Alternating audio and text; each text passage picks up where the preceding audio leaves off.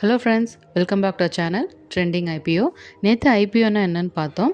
இன்றைக்கி ஐபிஓ ஒன்று ஓப்பன் ஆகிருக்கு. அது என்னென்னு பார்க்கலாம். எஸ்எஸ்எம்டி அக்ரோடெக் ஐபிஓ ஓப்பன் ஆகிருக்கு. இந்த கம்பெனி என்ன பண்ணுதுன்னா, மாவு, தானியங்கள், ரவை, நம்கீன்ஸ் இந்த மாதிரி க்ராசரிஸ் ப்ராடக்ட்ஸை தயாரிக்கிற ஃபுட் கம்பெனி. இந்த ஐபிஓட ப்ரைஸ் பிராண்ட் பார்த்தீங்கன்னா ₹114 121 வரைக்கும் இருக்குது. மினிமம் லார்ஜ் 1000 ஷேர்ஸ் வாங்கணும். ஸோ இந்த ஐபிஓ கொஞ்சம் ரிஸ்க் தான்.